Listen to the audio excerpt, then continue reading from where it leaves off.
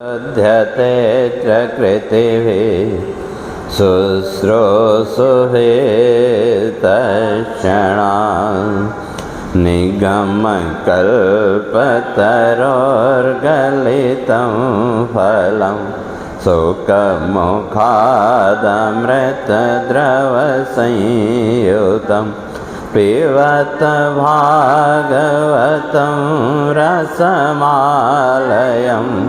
मुहुरहो रसिका भुवि भावुका यं प्रव्रजन्तमनुपेतमपेतकृत्यं द्वैपायनो विरहकातरया जुहाव पुत्रेति तन्मयतया तरवो विनेदु तं सर्वभूतहृदयं मुनिमानतोऽस्मि तं सर्वभूतहृदयं मुनिमानतोऽस्मि। बोलिए सच्चिदानंद भगवान की जय। उसका और कम करना पड़ेगा।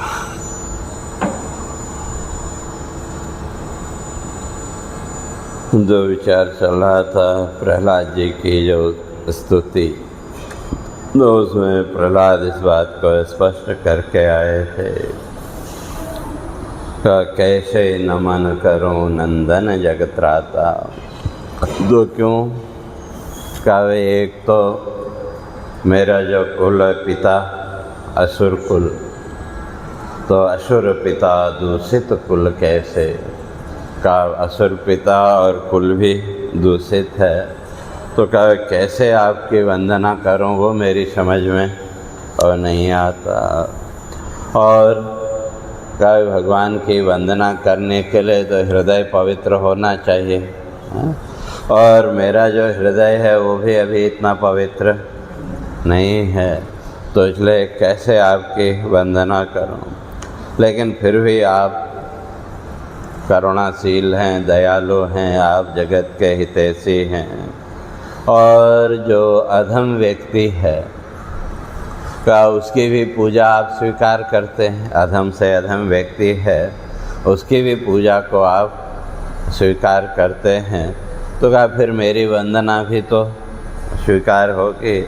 लेकिन फिर भी वही है कि भाई कैसे आपकी मैं वंदना करूं। और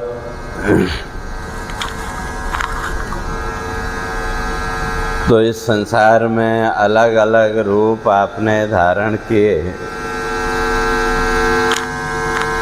ये यहाँ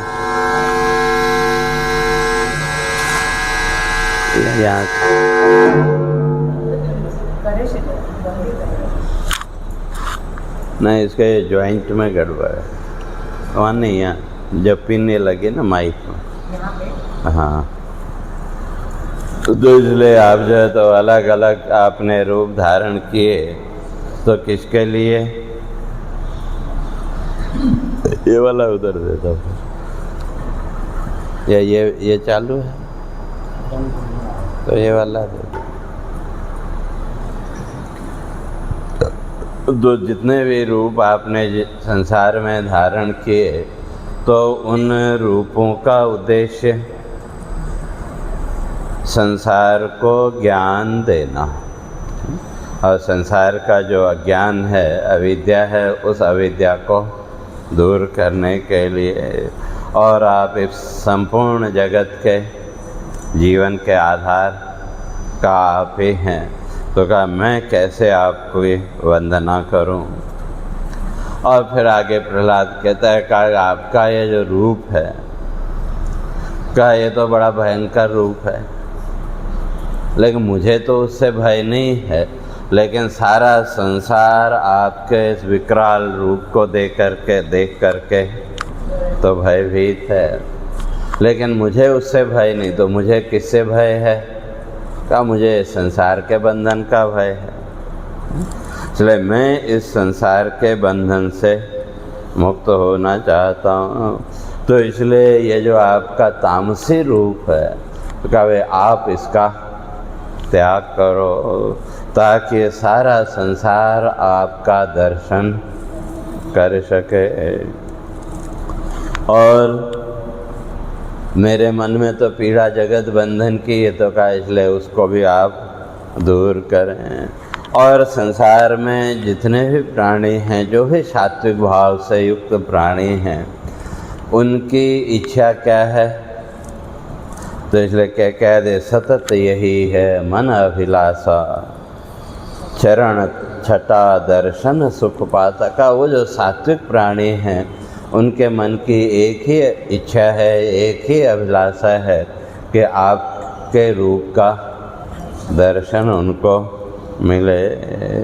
क्योंकि ये संसार में तो का विष की ज्वाला के अतिरिक्त और कुछ नहीं है। इसलिए मेरा तो तन मन आपको अर्पित है, लेकिन फिर भी मैं कैसे आपकी मैं वंदना करूं। और जो निरंतर आपका चिंतन करते हैं, निरंतर आपका ध्यान करते हैं, कहा कि उनको तो आपका दर्शन मिल जाता है। लेकिन मेरी जो स्थिति है वो कैसी है? भटक रहा हूँ विविध अनेकों, का मैं तो इस संसार के उसमें ही अभी तक भटक रहा हूँ। और उसका फल क्या है? का मेरा जो मन है इस संसार के शोक से अभी मुक्त नहीं हुआ, तो कहा मैं कैसे आपकी वंदना करूं।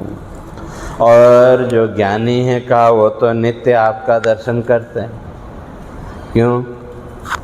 क्योंकि श्रम भव कीड़ा विरहित ज्ञानी का जो ज्ञानी है वो इस संसार के सुख के लिए कोई श्रम नहीं करता। क्योंकि जो ज्ञानी है, या प्रकृति का जो है नियम है कि जैसे पीछे चर्चा करके आए थे, जैसे जीवन में दुख प्रयास के बिना मिलता है, वैसे ही सुख भी जो प्रारब्ध में है वो तो प्रयास के बिना मिलेगा। तो लेकिन हम लोगों की प्रवृत्ति, हमको ये सुख मिले, हमको ये सुख मिले, तो उसी में सारा जीवन बीत जाता है कि नहीं। लेकिन जो ज्ञानी है वो, उनके मन में ये दृढ़ निश्चय है कि भाई जब दुख बिना परिश्रम के जीवन में आता है, तो जो भी प्रारब्ध भोग होगा तो उसी के अनुसार सुख जो होगा वो भी आप इच्छा करें या न करें, उसके लिए परिश्रम करें या न करें, वो जो सुख आपका प्रारब्ध का वो तो आएगा। तो इसलिए वो जो ज्ञानी है का वो फिर इस संसार के सुख के लिए परिश्रम नहीं करते।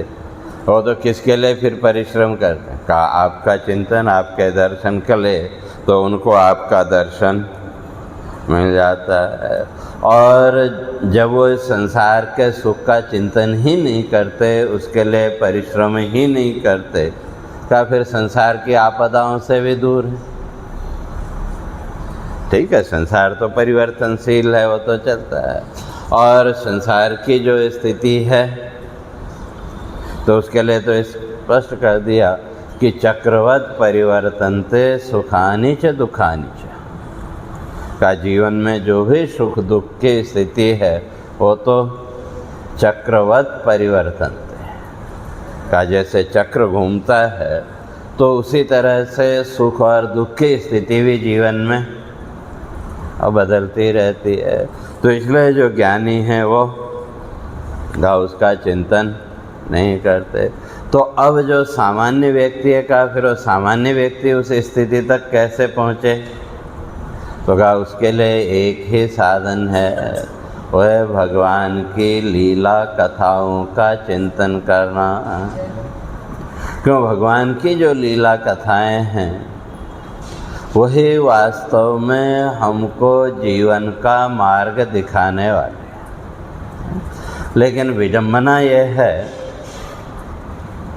कि हमने कभी अपनी जो भी वो इतिहास कथाएं हैं, अपनी संस्कृति से जुड़े हुए जो भी बुक्स आदि हैं, जो भी हैं, उसको हमने कितना पढ़ा या कितना उसका चिंतन किया।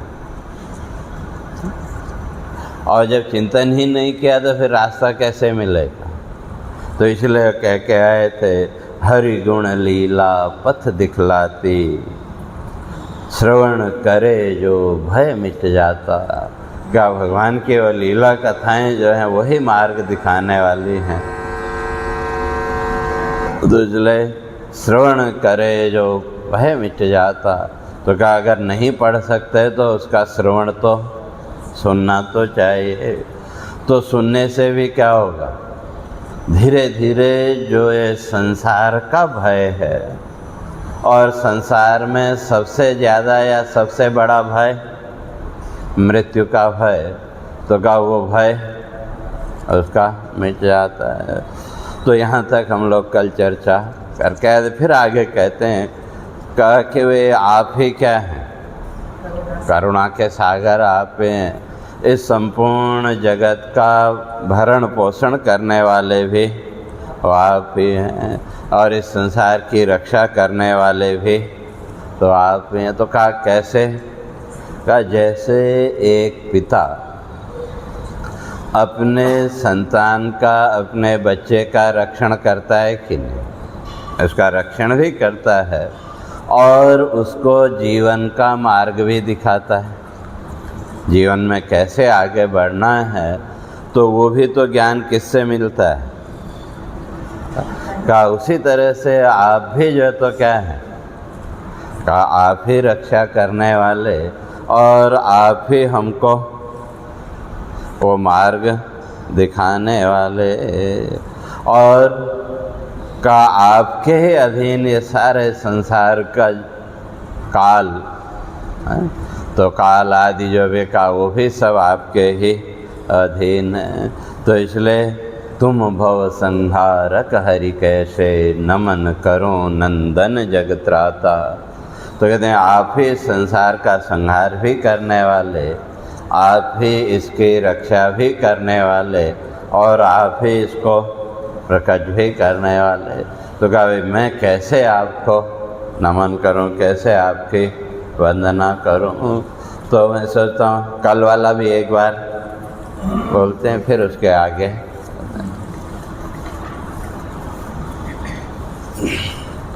ऋषि मुनि ब्रह्मा नित करते हैं विमल सुधावन। धन निज वाचा धन तप वेद्या, सकल गुणों से जगत नहीं दर्शन हरि पाता। नित करके वंदन मिट जाते, सकल किए जो कर्म विधाता। असुर पिता दूषित कुल कैसे, नमन करो नंदन जगत्राता। बण मन निष्ठा जग कुल है वंदित नित होता। धन अभिमानी धन बल दम्भी, हृदय नहीं पावन कर पाता। मन हरि के चिंतन पथ से है, निर्मल है साधक फल पाता। हृदय नहीं पावन हरि कैसे, नमन करो नंदन जगत्राता। करुण दयालु सुहृदय तैसे, तुम जग उद्धारक भवत्राता। तम सदा ही कर हरि पूजा, तव करुणा संबल फल पाता। हरि गुण गाता दर्शन पाता, दर्पण जैसे छवि दिखलाता। चिंतन हरि कैसे, नमन करो नंदन जगत्राता। बहुविध है सुंदर तन धारा, विलय किया है जगतमकारा। सुर गण पाते छवि रमणीय, निज सुख सता निर्मल धारा। असुर गणों के तुम नित द्वेषी, असुर विनाशी भव सुख दाता। सकल प्रजा जीवन हरि कैसे, नमन करो जगत्राता अनल विभाभूषित मुख जिह्वा नयन प्रभा भास्कर द्युति धारा यह छवि है भीषण जगत्राता निरखत आतंकित जग सारा प्रभु अब त्यागो तमस प्रभा को अब जग पाए दर्शन तेरा दर्शन पाए हम हरि कैसे नमन करो नंदन जग छवि जब देखी जग घबराया भय मुझको बंधन जग माया विलन संयोजन अविनाशी भय नित देती जग सुख छाया शमन करो हे जगत विधाता जग सुख शोका कुल मन कैसे नमन करो नंदन जग त्राता सतत यही है मन अभिलाषा चरण छटा दर्शन सुख पाता जगनित संतापित भव पीड़ा भग छवि है औसत सुख दाता भव सुख ज्वाला करल सुधा जो तुम हरते हो तुम सुख दाता तन मन है अर्पित हरि कैसे नमन करो नंदन जग त्राता हरि गुण लीला मनन सदा ही सतत सुधा दर्शन फल देता तुम जग मानित सुख धारा तुम जग पीड़ा लय जय करता भटक रहा हूँ विविध अनेकों मन यह शोका कुल नित होता चरण सुधा दर्शन बिन कैसे नमन करो नंदन जग त्राता श्रम भव क्रीड़ा विरहित ज्ञानी चरण सुधा पावन रस पाता जग विपदा पद लय होता नित निज ज्ञानी भग रज पाता हरि गुण लीला पथ दिखलाते श्रवण करे जो भय मिट जाता सतत करे चिंतन जग कैसे नमन करो नंदन जग त्राता सागर जग भरता जग तुमसे रक्षित नित होता सतत पिता ज्यों नित करता है नित सुत रक्षा पथ बतलाता हरिहर ब्रह्मा तुम जग करता यम पथ भी है नियमन पाता तुम भव संहारक हरि कैसे नमन करो नंदन जग त्राता नमन करो नंदन जग त्राता नंदन जग त्राता। तो इसलिए कह कि आप ही जो तो करुणा के सागर हैं, तो इसलिए कैसे नमन करूं नंदन जग त्राता, कैसे मैं आपकी वंदना करूं। और क्यों गुण रज सत्वाधिक रचते का ये सारा संसार जो भी दिख रहा है, इस संसार को रचने वाले ये तीन गुण सत्व रज और तम। क्यों जितना भी संसार ये दृश्य जगत है, ये सारा दृश्य जगत इन तीन गुणों की क्रीड़ा के अतिरिक्त और कुछ नहीं। इसलिए गीता में भगवान ने कहा कि नान्य गुणेभ्य कर्तारम यदा दृष्टानुपश्यति, का जब साधक को ये बोध हो गया कि इन तीन गुणों के अतिरिक्त और इस संसार में कोई कर्ता है ही नहीं, का फिर उस दिन उसकी दृष्टि ये त्रिगुणात्मक जो संसार है, इससे ऊपर उठ करके इन तीनों गुणों का जो कंट्रोल करने वाला है, जिसको परमात्मा कहो, भगवान कहो, का अपने आप उसकी दृष्टि उस तक पहुंच जाएगी। तो वही यहाँ कहते हैं कि भाई ये तीनों जो गुण हैं, सत्व, रज और तम, इन तीनों गुणों की क्रीड़ा ये सारा संसार है। लेकिन अब इन तीनों गुणों का जो कंट्रोलर तो कोई न कोई चाहिए कि नहीं, तो कहा वो कंट्रोल करने वाले भी तो आप भी हैं। तो इसलिए इस संसार का जो सुख दुख का नियम जो बनाया, का उसके निर्माता तो आप ही हैं। और ये सारा जगत भ्रम रचना है, जग छल माया। कहते हैं ये सारा संसार जिसको हम सच्चा मान के बैठे हैं, ये का भ्रम, इल्यूजन, इल्यूजन कहो या माया कह लो, का उसके अतिरिक्त और कुछ है ही नहीं। क्यों? रूपांतर जगनित होता है। ये जो जगत है यह रोज बदलता जाता है। हम ठीक कहते हैं कल ऐसा था, वो ऐसा था, तो हर क्षण ये जगत बदल रहा है कि नहीं? और जो अज्ञानी हैं, जो जड़ बुद्धि हैं, तो उसने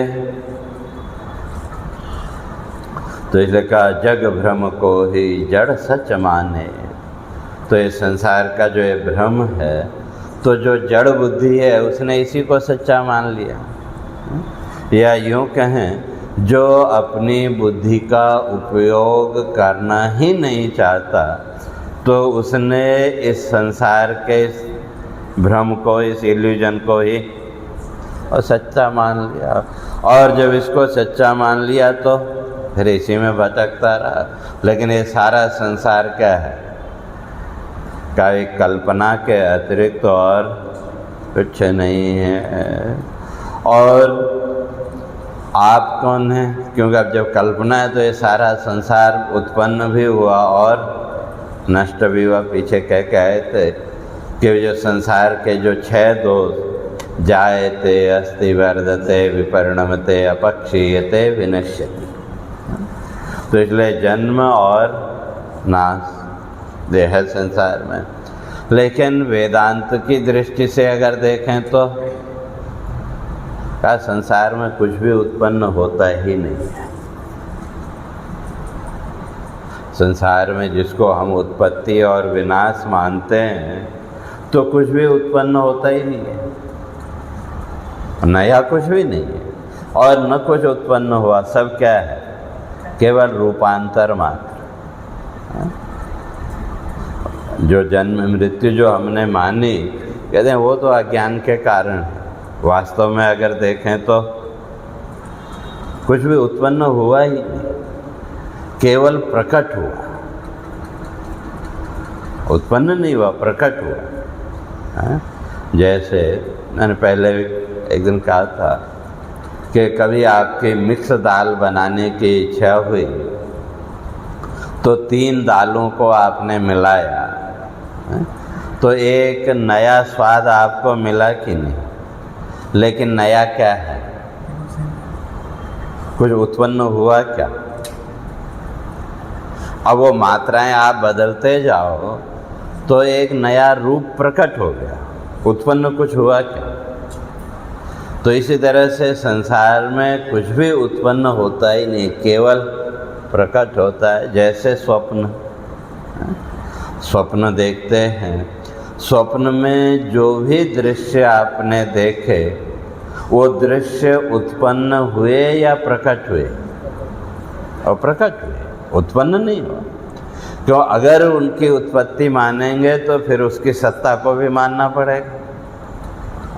अगर वो स्वप्न के दृश्य उत्पन्न होते, पैदा होते, तो सुबह तक वो सपना देखने वाला रहता क्या? कि वो स्वप्न देखने का जो स्थान है वो कितना बड़ा। कहते हैं वो जो सुई है ना, सुई में जो धागा डालने की जो जगह होती है, शास्त्रकार कहते हैं उतनी सी जगह में वो जीव सारे स्वप्न देखता है। चलो वहाँ तक दृष्टि नहीं गई, तो जिस कमरे में आप सोए वहाँ सपना देखा ना, शरीर तो वही है। और सपने में जो दृश्य आपने देखे वो उस कमरे के अंदर आ सकते हैं क्या? नहीं, अगर वो यथार्थ, अगर उनको मान भी लो तो वो जो कमरा है उस कमरे के अंदर वो दृश्य आ सकते हैं क्या? तो अगर वो वास्तविक होते, अगर वो दृश्य उत्पन्न हुए होते तो सुबह तक वो कमरा रहता क्या? तो फिर वो सारे के सारे दृश्य क्या प्रकट हुए। तो इसी तरह से ये सारा संसार भी क्या है? प्रकट। और कहाँ प्रकट हुआ? हमारी कल्पना में। जो भी मेरा तेरा जो कुछ भी है वो वास्तव में कहाँ है? हमारी कल्पना में ही तो है। और अपनी ही उस कल्पना को लेकर के हम सुखी और दुखी। तो फिर भी कहा कि भाई जो सामान्य व्यक्ति है उसने तो जन्म और नाश इसका माना, तभी तो किसी के जाने पर हम रोते हैं और किसी के आने पर हम प्रसन्न होते हैं। तो क्यों? हमने उस जन्म मृत्यु को माना या उत्पत्ति और नाश को माना। लेकिन जो तत्व है, जो परमात्मा है, वो तो का आप तो जन्म और अंत से रहित है। तो कहा फिर जो जन्म और अंत से रहित है, कहा फिर उसकी मैं कैसे वंदना करूं? और कहा कि तुम्हारा जो दर्शन है, सारा संसार का जो सत्वगुणी प्राणी है, सारा कहने का जो सत्वगुणी प्राणी हैं का उनके चित्त में तो आपके दर्शन की इच्छा है। और मेरे अंदर भी किसकी इच्छा है? का आपके उस रूप के दर्शन की इच्छा है। और जो राजसी और तामसी जो प्राणी हैं उनके अंदर जो इच्छा है किसकी है? लक्ष्मी की इच्छा। लक्ष्मी नहीं, वो तो सत्वगुणी जो प्राणी है उसके लिए। जिसके अंदर रजोगुण और तमोगुण ज़्यादा है तो उसकी इच्छा क्या है? संसार के वैभव की। तो लेकिन प्रहलाद जी कहते हुए मुझे वो इच्छा नहीं है। क्यों? कहा कि मैंने ये जान लिया कि ये जो थिर क्षण लक्ष्मी चपल विधाता का ये संसार का जितना भी वैभव है वो तो कितनी देर का है?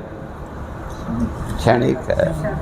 अर्थात जितनी देर का हमारा उसके साथ प्रारब्ध है तब तक वो हमारे उस प्रारब्ध भोग के लिए वो निमित्त बना जो कुछ भी है। और जहाँ वो प्रारब्ध भोग पूरा हुआ तो संसार की वस्तुएं कब निकल जाएंगी और पता भी नहीं। तो इसलिए वो कहता है कि संसार का जो वैभव है का बहुत देख लिया। अब इस संसार के वैभव की मेरे अंदर किसी प्रकार की कोई इच्छा नहीं है। इसलिए मेरा जो मन है का इस संसार के वैभव की इच्छा से रहित है। और कहा कि अगर ऐश्वर्य की अगर बात करो तो कहा कि मेरे जो पिता थे तो उनके क्रोध, थोड़ा सा भी अगर क्रोध आ जाए तो उस क्रोध के आगे 3 लोक का वैभव झुका हुआ था कि नहीं? क्या फिर इससे ज़्यादा वैभव और क्या हो सकता है संसार है? लेकिन ये जितना भी वैभव है संसार का ये मुझे हमको सुख नहीं दे पाया। तो और का इतना वैभव मेरे पास था, चाहे पिता का जो भी है, लेकिन उसी वैभवशाली पिता का आपने वध कर दिया। तो अब जो सामान्य व्यक्ति का, अगर सामान्य व्यक्ति की दृष्टि से देखो तो कहा मैं आपकी वंदना तो करना चाहता हूँ, लेकिन कैसे करूँ कि मेरे जो पिता है, मेरा इतना जो भी भौतिक दृष्टि से कहा मेरे जो पिता है उनका आपने संहार कर दिया। तो अब आप ही बताओ मैं आपकी वंदना कैसे करूं? तो एक बार पूरा अर्थ बता दें फिर बाद में। तो फिर आगे फिर आगे वो कहता है कहा कि भाई जो सामान्य व्यक्ति है उस सामान्य व्यक्ति के मन की इच्छा क्या है? संसार का जो सुख है, भौतिक जगत का जो सुख है, कहा कि उसके चिंतन की इच्छा मन में बार बार सामान्य व्यक्ति के आती है। लेकिन मेरी दृष्टि में का ये संसार के सुखों का जो चिंतन है वो एक मृग तृष्णा के अतिरिक्त और कुछ नहीं। मृग तृष्णा मैंने सार ही, मृग तृष्णा उसी को कहते हैं। जैसे मैंने कई बार रास्ते में आप जा रहे हैं, कभी कभी रोड में पानी का भ्रम होता है कि नहीं, लेकिन वो है कुछ नहीं। तो उसी तरह से ये सारा जो संसार है, संसार का भी अगर विचार करके देखें, संसार के सुख की जो इच्छाएं हैं तो वो भी कैसी हैं? मिलेगा कि नहीं मिलेगा कोई गारंटी से कह सकता है क्या? तो भी एक तरह की मृग तृष्णाएं दिखता है सामने, लेकिन मिलेगा कि नहीं मिलेगा उसकी कोई गारंटी नहीं है। और इसलिए और ये सारा का सारा संसार का वितथ तथ्यहीन है और दोषों से युक्त है। और का अब मेरा जो मन है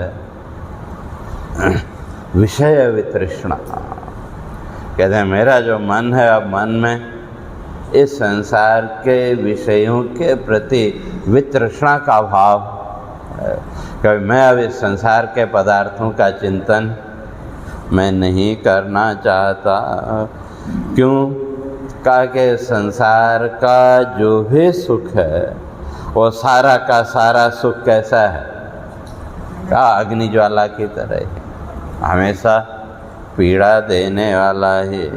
तो इसलिए ये जो ताप है संसार का, सकल मिटें तापक भव कैसे, का इस संसार के सारे ताप कैसे मिटें, उसके लिए आप कुछ ना करो। इसलिए मैं कैसे आपकी वंदना करूं?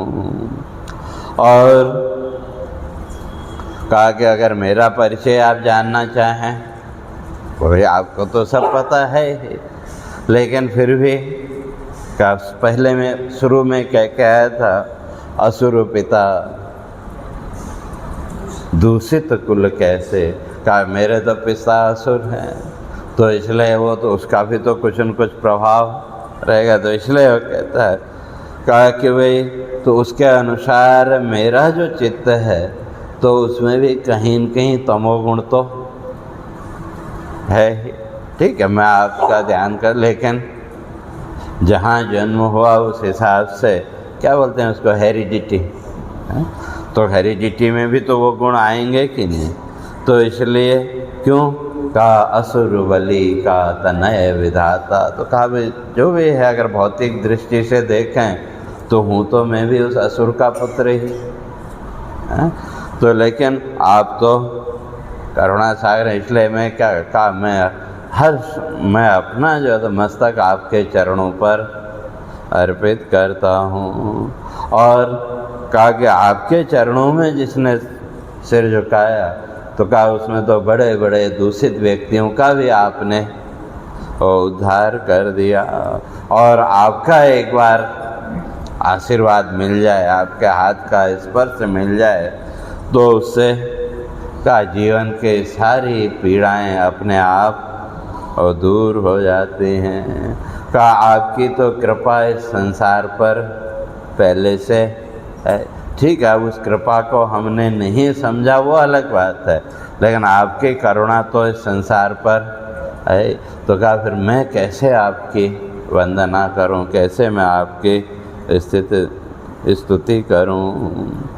और आपका वो जो रूप है उसको देख करके संसार के सारे प्राणी प्रसन्न होते हैं। जैसे सामान्य उसमें भी अगर देखें, जब कहीं ईश्वर की चर्चा चले, क्योंकि जो तमोगुण प्रधान या अत्यधिक रजोगुण से युक्त जो व्यक्ति है उसके वहाँ तो वो नहीं होगा, लेकिन जिसके जीवन में सत्वगुण का ही अंश है तो कहा वहाँ जैसे ही वो ईश्वर का विचार आया या जो भी ईश्वर की चर्चा चली, उस चर्चा मात्र से मन प्रसन्न हुआ कि नहीं? या उसी तरह से आप कहीं दर्शन करने गए या अनायास भी कहीं किसी मंदिर के सामने आप पहुँचे, आपने नमस्कार किया, उतने मात्र से भी आपके मन में प्रसन्नता आई कि नहीं? तो कहे सारा संसार तो आपके दर्शन मात्र से प्रसन्न हो जाता है, मुदित होता है। और क्यों प्रसन्न होता है? का ज़्यादा देर के लिए न सही, उतनी देर के लिए ही तमोगुण का असर तो दूर हुआ कि नहीं? कि जैसे वे दीपक है, दीपक के सामने कितना भी अंधकार लेके जाओ, वहाँ टिकेगा क्या? तो क्या इसी तरह से जैसे ही हम उस ईश्वरीय सत्ता के निकट पहुँचे, चाहे वो कोई मंदिर है या कोई ईश्वर की चर्चा हुई, तो थोड़ी देर के लिए ही सही हमारे जीवन का जो तमोगुण, तो उस तमोगुण का जो प्रभाव है वो कम हुआ कि नहीं? और जैसे ही वो तमोगुण का प्रभाव हटा तो मन में अपने आप वो प्रसन्नता का भाव आया। तो इसलिए कहा कि अब ये जो सांसारिक जीवन है का यहाँ तो पतन के अतिरिक्त और कुछ है ही नहीं। कहता मेरा ये सौभाग्य है कि महर्षि नारद की करुणा मेरे ऊपर है, तो उन्होंने मुझे भाई गर्भ में माँ को ज्ञान देते थे, बाद में भी उन्होंने मुझे ज्ञान दिखाया, तो इसलिए मेरे ऊपर तो महर्षि नारद की बड़ी कृपा है। कहा अगर महर्षि नारद की वो करुणा नहीं होती तो कहा क्या मैं आपका चिंतन कर पाता? कि मुझे भी तो फिर वही संस्कार मिलते आपके प्रति द्वेष भाव के। तो कहा ये जो ऋषि करुणा जो है, कहा यही जो है तो जीवन का सहारा है। लेकिन आज के समय में हमने उस ऋषि करुणा को ही ठुकरा दिया। और जो भी हमारे यहाँ ग्रंथ हैं, चाहे वो रामायण, भागवत, उपनिषद आदि जितने भी ये ग्रंथ हैं, ये वास्तव में हमारे ऋषियों की करुणा ही है। क्यों जीवन में जो कुछ उन्होंने साधना की, जो कुछ उन्होंने प्राप्त किया, तो वो सारा उन ग्रंथों के रूप में हमारे सामने रखा। अगर वो हमारे सामने नहीं रखा होता तो आज हमको ये सब जानने को मिलता क्या? तो इसलिए वो ऋषि करुणा है कि नहीं? लेकिन हम लोगों ने उस ऋषि करुणा को ठुकराया हुआ है, और जितना उस ऋषि करुणा का ठुकराया उतने इस संसार के ही सुख दुख में ही फंसे रहे। तो और सुबह से लेकर शाम तक वही संसार का रोना धोना। तो इस तरह से अगर विचार करके देखें तो मन को कभी शांति का अनुभव हुआ क्या? उसका कारण वही ऋषि करुणा को हमने ठुकराया। इसलिए प्रहलाद कहते हैं मेरे ऊपर तो महर्षि नारद की ये बड़ी करुणा है कि उन्होंने ये सब ज्ञान मुझे दिया। और उस ऋषि करुणा का फल क्या है? ऋषि करुणा संबल पथ पहा। कहते हैं जब वो ऋषि करुणा जीवन में आ जाएगी तो उसका फल का जगत अविद्या भ्रम मिट जाता। संसार का ये जो अज्ञान है, ये जो भ्रम है, ये भ्रम अपने आप उसके द्वारा मिट जाए। और जब भ्रम मिट गया तो अपने आप ही संसार की चिंताओं से भी हम मुक्त हो जाएंगे। लेकिन अगर उस भ्रम को हम मिटाना चाहें तो, और नहीं मिटाना चाहें तो उन ग्रंथों का अध्ययन करने पर भी वो संभव नहीं है। तो इसलिए कहता है कि भव सुख वांछा नित तज। कहते कि अब ये संसार में तो स्थिति क्या है, समझ में बात आई, लेकिन फिर भी इच्छा कहीं न कहीं इस संसार के सुख की है। क्या इस संसार के सुख की इच्छा का त्याग करके मैं आपकी कैसे वंदना करूं? फिर आगे वही कहा कि और रक्षा करने वाले भी आप ही। कहा जब मेरे पिता ही मेरा नाश करने के लिए तैयार हो गए तो तब रक्षा करने वाले तो आप ही थे। और और आप ही जो है तो वो जो ऋषि वाणी है, ऋषि वाणी को भी आप पूरा करते हैं। जो बड़े बड़े जो ऋषि हैं, तो ऐसे जो तपस्वी महापुरुष हैं, तो जो सही अर्थों में जो तपस्वी महापुरुष हैं, वो न तो किसी को वरदान देते और न किसी को श्राप देते, क्योंकि दोनों ही ईश्वर की व्यवस्था में हस्तक्षेप है। और हम लोग तो जहाँ भी कहीं महात्माओं के पास भी गए तो तुरंत क्या डिमांड करते हैं कि आप मेरे लिए ऐसी प्रार्थना करो, मेरे लिए वैसी करो, है? लेकिन सही अर्थों में जो साधक हैं, जो ज्ञानी हैं, जो तपस्वी हैं, वो न किसी को वरदान देते हैं और न किसी को श्राप। क्यों दोनों ही ईश्वर की व्यवस्था में इंटरफेयर। और अगर कभी ऐसा हुआ तो उसके साथ उनकी जो साधना की जितनी भी शक्ति है वो उसके साथ समाप्त। तो इसलिए वो न तो किसी को वरदान देते हैं और न किसी को आशीर्वाद। तो लेकिन अगर उनके मुंह से कुछ निकला तो फिर ईश्वर को वो पूरा करना पड़ेगा, ईश्वर उसके लिए बाध्य है। तो इसलिए कह के भाई ऋषि वाणी करते तुम पूर्ण, कहा आप तो ऋषियों की वाणी को पूरा करते हैं। वो आपका संकल्प है, वो प्रतिज्ञा है। और जो सही अर्थों में ऋषि का, वो कभी आपकी व्यवस्था में हस्तक्षेप करेगा नहीं। जैसे कई बार वे आपने कोई व्यवस्था बनाई, कुछ भी है, और कोई आपसे बड़ा पावरफुल आपको आदेश दे तो अपनी व्यवस्था को छोड़ करके फिर उसकी बात पूरी करनी पड़ती है कि नहीं। तो उसी तरह से ईश्वर और ऋषियों का संबंध भी वैसे ही है। तो इसलिए कहा आपने तो जो राक्षस हैं उनका भी उद्धार किया। आपकी दृष्टि में तो कोई छोटा बड़ा है नहीं। और इस संपूर्ण जगत के आरंभ भी आप, स्थिति भी आप और लय भी आप, और इन तीनों गुणों के सृष्टा भी आप ही। तो कहा भाई कैसे मैं आपकी वंदना करूं। और का यहाँ संसार जो भी दिख रहा है ये तो थोड़ी देर के लिए प्रकट हुआ और थोड़ी देर बाद हो गायब। और ये सारा संसार क्या है? गुण परिणामी, गुणों के परिणाम के अतिरिक्त और कुछ नहीं है। जैसे दूध का परिणाम दही, और फिर दही को आप दोबारा दूध नहीं बना सकते। तो उसी तरह से शरीर भी क्या है? इन पांच भूतों का परिणाम। और अगर आज बचपन का जीवन चाहें तो पीछे वापस नहीं जा सकते। तो इसी तरह से सारा संसार क्या है? वो परिणाम मात्र है। एक बार जो स्थिति निकल गई वो फिर दोबारा होने वाली और नहीं है। लेकिन कहा आप वो नहीं, आप तो नित्य हैं। सारा संसार परिवर्तनशील, लेकिन आप नित्य हैं। और इस संसार में जो भी दिख रहा है का वो आपकी सत्ता के अतिरिक्त और कुछ है नहीं। तो ऐसा जो तत्व है का उसको मैं कैसे उसकी वंदना करूं। और जब प्रलय काल आया तो का शेषनाग की शैया पर आप विश्राम करते हैं।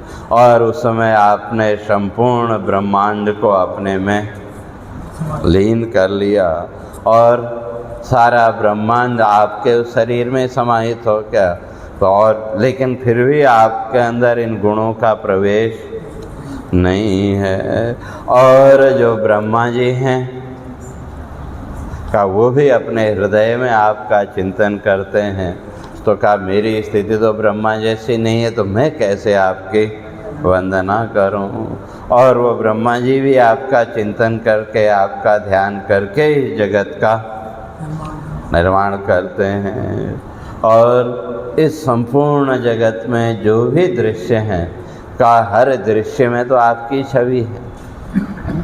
तो कहा फिर मैं आपकी वंदना कैसे करूं?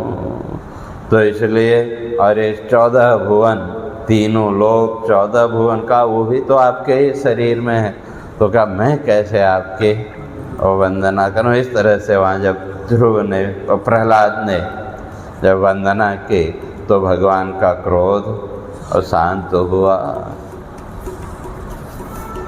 गुण रज सत्वा दिग्रज तेज, भव सुख क्रीड़ा नियम विधाता, है जग छल माया सतगुण रूपांतर जग होता, सच जड़ सच माने सब जग है कल्पित नित धाता, तुम नित जन्मांतर रहित कैसे नमन करो नंदन जगदाता।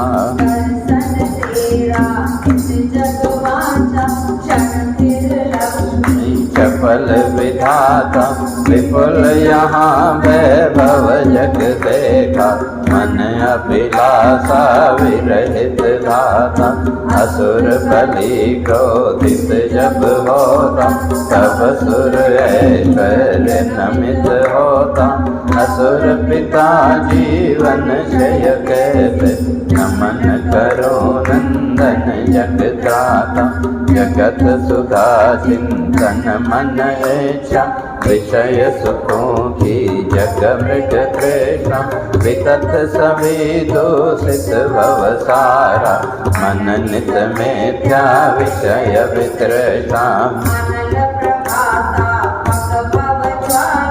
नित नव उद्भासित जग होता, सकल मिटे तापक मल कैसे समबल से भूषित मति धाता, असुर बलि का तनय विधाता,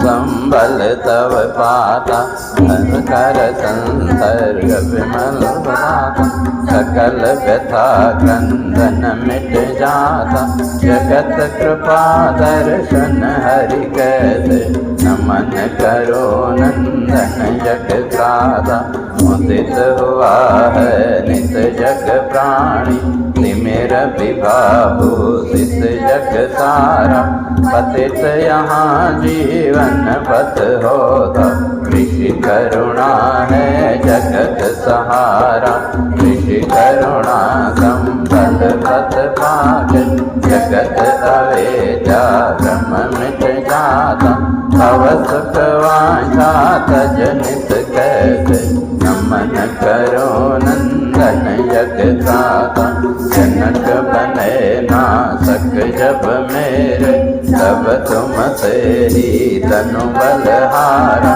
तुम करते पूर्ण ऋषिवाणी, असुर गणों को सतत उबारा, तुम जग आरंभ प्रदाता, जगत सदा जीवन नित पाता, जग गुण सृष्टा हरिपद कैसे नमन करो नंदन जग दिखला जो नित छल माया, निधन यहाँ उद्धव जग पाता, गुण परिणामी जग दिखता है, तुम नित हो ईश्वर जग सता, नित दिखता है जग छल मिथ्या, सब जग उद्भासित तव सता, नित जग आलम्बन हरि कैसे नमन करो नंदन जगदाता, शयन फणि आसन सुख सैया, सकल स्वयं में लय जग सता, रजतम माया विरहित धाता, सब जग ब्रह्मांड वदन सता, लय करते यौगिक तम नेता, प्रकट हुई पद्मज जग सता, मनन गुहा पद्मज जग कैसे नमन करो नंदन नंदन जगदाता तब विधि पद्मासन पर बैठ सृजन करूं चिंतन जग सता तब रचते थे जग छल धाता त्रिगुण गुणों से गुणमय सता तप सत संवत्सर कर ब्रह्मा दर्शन पाते निज उर सता नित जग उद्भासित छवि कैसे नमन करो नंदन मुदित सुधा चिंतन मन ब्रह्मा अनुपम शोभा सतचित सता भुवन सभी 14 तन शोभा अनुपम लीलामय हरि कथा तुम जग उद्धारक हय ग्रीवा विविध अनेकों जग सुख दाता कलुषित मेरा मन हरि कैसे नमन करो नंदन जगदाता धन सुत तारा विषय सुखों में मन रहता है रत जगकारा निश दिन पीड़ा मन यह पाता सहचर बैरी यह जग मेरा विचलित होता मन भव क्रीड़ा मरण व्यथा पीड़ित नित होता जग भ्रम उद्भासित लय कैसे नमन करो नंदन जगदाता नमन करो नंदन जगदाता नंदन जगदाता। तो प्रहलाद की स्तुति से भगवान अप्रसन्न हुए और फिर आगे प्रहलाद उसी बात को स्पष्ट करता है। कहा कि ये संसार की जो स्थिति है वो कैसी है। का सारा संसार तो उसी कर्म बंध में बंधा हुआ है, ये करना और उसका परिणाम का नित्य दुख के अतिरिक्त और कुछ नहीं। तो इसलिए वो कहता है कि जीव पर भी थोड़ी कृपा करो, करुणा करो। तो कैसे? तो तब आगे कहता है कर्म बंध में बद्ध जीव यह कर्म बंध में बद्ध जीव यह नरक यातना नित्य भोगता शत्रु मित्र यह मेरा तेरा शत्रु मित्र यह मेरा तेरा जन्म मृत्यु भय निश दिन रहता पात्र कृपा का भ्रमित जीव यह पात्र कृपा का जीव भ्रमित यह मूढ़ जीव का करो उद्धार करुणा सागर करुणा करके करुणा सागर करुणा करके भव बंधन का करो निस्तार। तो इसलिए कहते हैं कि ये संसार में तो शत्रु मित्र मेरा तेरा यही चलता रहता है और इसी चिंता में और उसके साथ फिर जन्म और मृत्यु। अज्ञानी जो जीव है मेरा तेरा जन्म मृत्यु इसी भय में भटका हुआ है। तो इसलिए कहा कि ये जो जीव है ये कृपा का पात्र है, दया का पात्र है। तो इसलिए आप ऐसे जो जीव हैं उनके ऊपर कृपा करो, क्योंकि ये जीव भ्रमित है। क्यों? और भ्रम का कारण कि इस संसार के दृश्य प्रपंच को ही हमने सत्य माना, तो इसलिए पात्र कृपा का जीव भ्रमित यह, कहा कि यह जीव जो है तो आपके क्रोध का पात्र नहीं बल्कि आपकी कृपा का पात्र है। इसलिए ऐसे जीवों का आप उद्धार करो। इसलिए आप तो कौन हैं? करुणा सागर। आप करुणा सागर है, इसलिए वो करुणा करके तो हम सब जीवों का आप उद्धार करें। तो कहा कि मुझे तो अब कोई बंधन नहीं है, कहा मुझे न अब इस संसार का बंधन या न संसार बंधन का मुझे अब कोई भय नहीं। क्यों? जिसके सिर पर आपका हाथ आ गया, कहा फिर उसको किसका भय?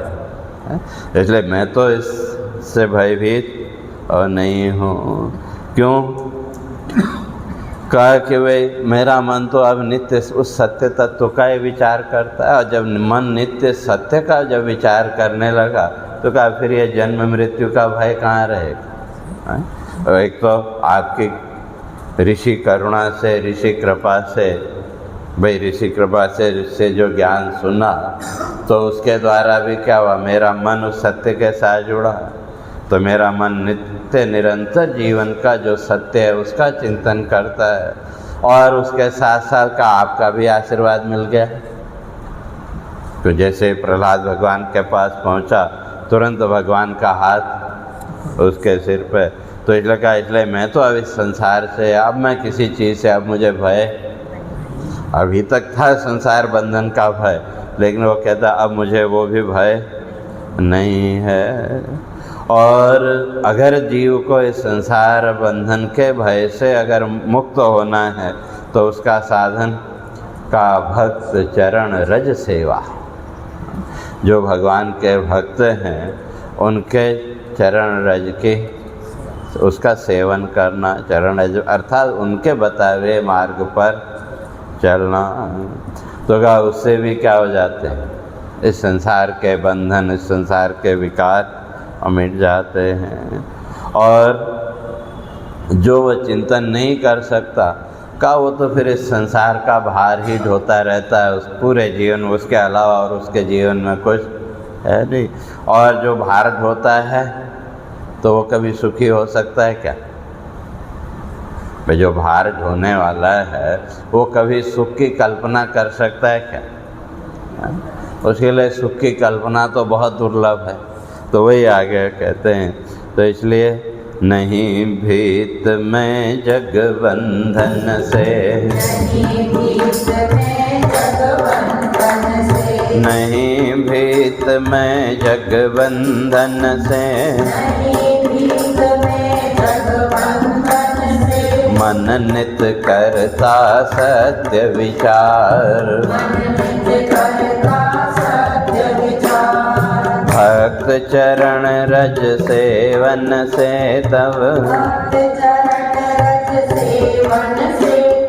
भक्त चरण रज सेवन से तब, मिट जाते भवबंध विकार, लीला चिंतन से मन पावन, लीला चिंतन से मन पावन, लीला चिंतन से मन पावन, लीला चिंतन से मन पावन, नहीं भोग सुख जगत विकार, नहीं भोग सुख जगत विकार, चिंतन विरहित जीव सदा ही, चिंतन विरहित जीव सदा ही, चिंतन विरहित जीव सदा ही, चिंतन विरहित जीव सदा ही, व्यर्थ जगत का ढोता भार, व्यर्थ जगत का ढोता भार, चिंता केवल मूढ़ जनों की, चिंता केवल मूढ़ जनों की, चिंता केवल मूढ़ जनों की, चिंता केवल मूढ़ जनों की, कैसे होंगे भव से पार, कैसे होंगे भव से पार। नहीं स्वयं की मुक्ति चाहता, नहीं स्वयं की मुक्ति चाहता, नहीं स्वयं की मुक्ति चाहता, नहीं स्वयं की मुक्ति चाहता। मुक्त सकल हो जग संसार, मुक्त सकल हो जग संसार। तो इसलिए वो कहता है मुझे मेरी चिंता नहीं है, मुझे तो चिंता किसकी है, जो मूढ़ लोग हैं तो उनकी मुझे चिंता है। तो वो कैसे इस संसार के बंधन से मुक्त होंगे, और इसलिए मैं अपनी मुक्ति की कामना नहीं करता। तो भगवान ने जब कहा ना वर मांगो, तो कहते नहीं मुझे कुछ नहीं चाहिए है? और मुझे मुक्ति भी नहीं चाहिए। जब आपका आशीर्वाद मिल गया तो कहा फिर मांगना है? तो नहीं, व्यर्थ नहीं, मांग करके मैं अपने महत्व को कम क्यों करूं भाई। जब आपका हाथ मेरे सिर पर आ गया, अब फिर मैं आपसे कुछ मांग के कहा मैं अपने उसको कम क्यों करूं? नहीं, अगर मांगे भी तो मांगने का अर्थ कि वे सामने वाले पे विश्वास नहीं। और जब सामने स्वयं भगवान साक्षात हैं और भगवान का हाथ सिर पर आ गया, कहा फिर भी मैं अगर मांगूं तो कहा मेरे से ज़्यादा तुच्छ जीव और कौन होगा। हाँ, तो इसलिए कहा मैं अपने लिए तो कुछ नहीं चाहता, मेरी इच्छा एक ही है कि सारा संसार इस जगत बंधन से मुक्त हो। क्यों? का इनका तो और कोई सहारा है ही नहीं। जितने भी संसार के जो प्राणी हैं तो इनका का कोई सहारा है नहीं, केवल आप ही एकमात्र इनके सहारे हैं। तो इसलिए कहा इन मूढ़ जीवों पर भी आप कृपा करें, ताकि इनके जीवन का जो तमोगुण है, इनके जीवन का जो अंधकार है वो दूर हो जाए। और जो ऋषि गण है का वो मुक्ति कामना से आपकी तपस्या करते हैं। और इस सब जितने भी साधन हैं आपकी तपस्या के, सबके पीछे उद्देश्य क्या है? मोक्ष कहो या तत्व ज्ञान कह लो। तो अब उसमें कहा कि वे जो विचारशील व्यक्ति है वो साधना करता है किसके लिए? इस संसार के बंधन से मुक्त होने के लिए। और जो मूढ़ जीव भले अपने को कितना ही ज्ञानी क्यों न माने, तो जो मूढ़ जीव है वो साधना करता है अपने अहंकार को बढ़ाने की, कि मैं तो इतनी तपस्या करता हूँ, या मैं तो इतने व्रत करता हूँ, ये करता हूँ, वो करता हूँ। वो जो मूढ़ है का वो अपने जीवन में अहंकार बढ़ाएगा। और तो ये जो साधन है, साधना के जो साधन कौन कौन से? ब्रह्मचर्य, तप, शास्त्र का चिंतन, ध्यान, धर्म, जप, और एकांत में परमात्मा का चिंतन, और शास्त्र के माध्यम से स्व का चिंतन। तो कहते हैं ये 10 साधन हैं इस संसार बंधन से मुक्त होने के। ये 10 साधन हैं। लेकिन जो सज्जन हैं, जो विचारशील व्यक्ति है का, वो तो इन 10 साधनों को अपने मुक्ति का साधन बना लेता है। और जो मूढ़ है वो इन 10 साधनों को अपने अहंकार का साधन बना लेता है। और जब इसको अपने अहंकार का साधन बनाया तो फिर वो तो मुक्त नहीं हो सकता। तो इसीलिए वो कहते हैं, तो इसलिए चिंता केवल मूढ़ जनों की, का मुझे केवल जो मूढ़ लोग हैं तो उनकी चिंता है, मुझे अपनी चिंता नहीं है। तो इसलिए तो क्यों?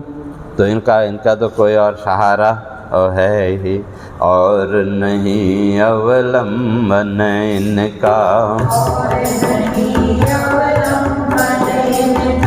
और नहीं अवलंबन इनका,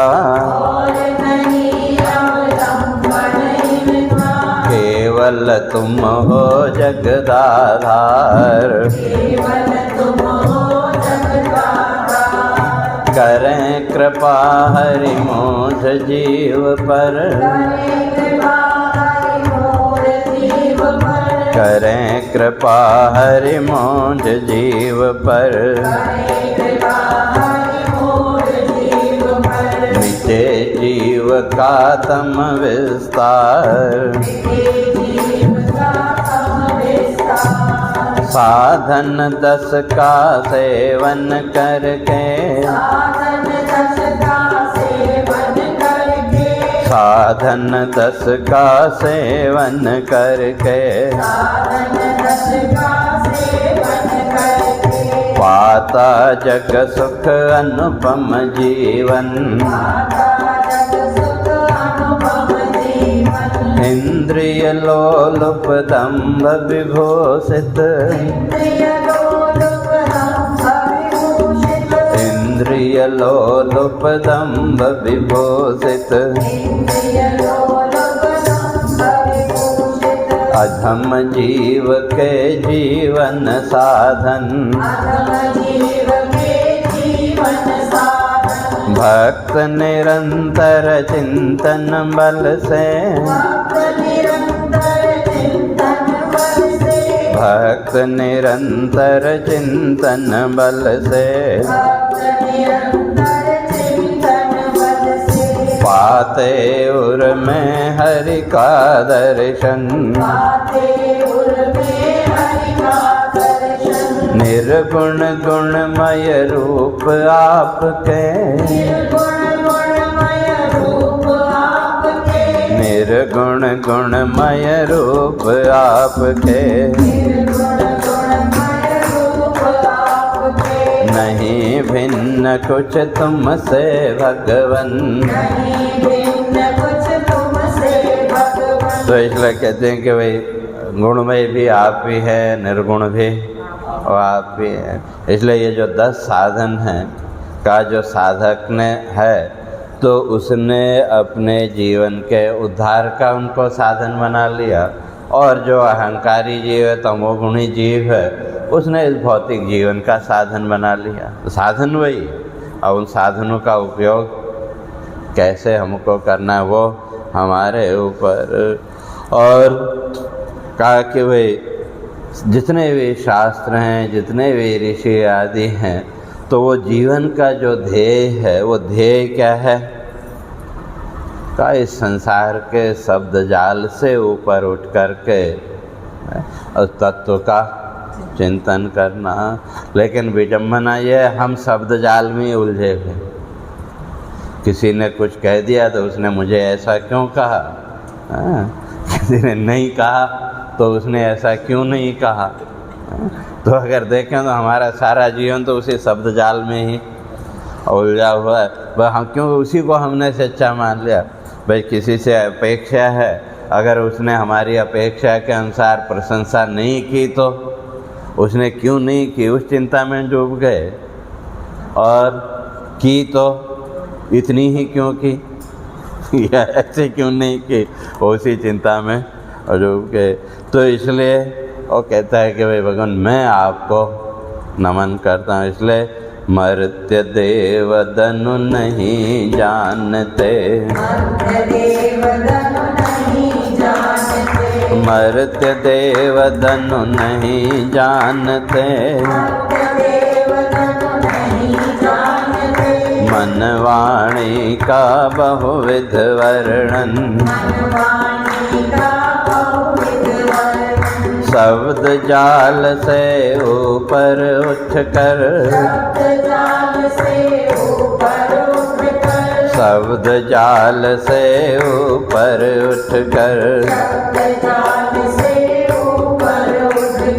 ज्ञानी जन नित करते चिंतन, जग रक्षा को निर्गुण निर्मय, जग रक्षा को निर्गुण गुणमय, अब कोप अनल का करें समन, शरणागत में बालक भगवन, शरणागत में बालक भगवन, करता तुमको सत सत वंदन, शरणागत में बालक भगवन, करता तुमको सत सत वंदन,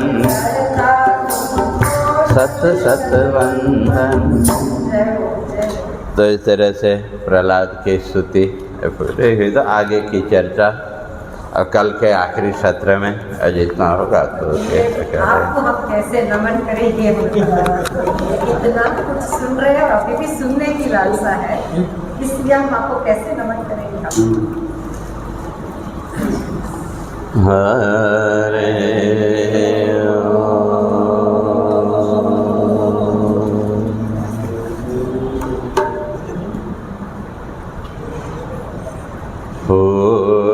पूर्णमदः पूर्णमिदं पूर्णात् पूर्णमुदच्यते पूर्णस्य पूर्णमादाय पूर्णमेवावशिष्यते। ॐ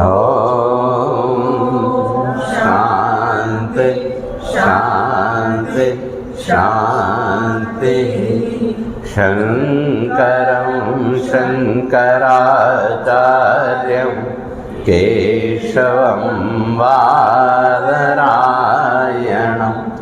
सूत्रभाष्यकृतौ वन्दे भगवन्तौ पुनः पुनः। ईश्वरो गुरुरात्मेति मूर्तिभेदविभागिने व्योमवद्व्याप्तदेहाय दक्षिणामूर्तये नमः। ॐ शान्ति शान्ति शान्ति।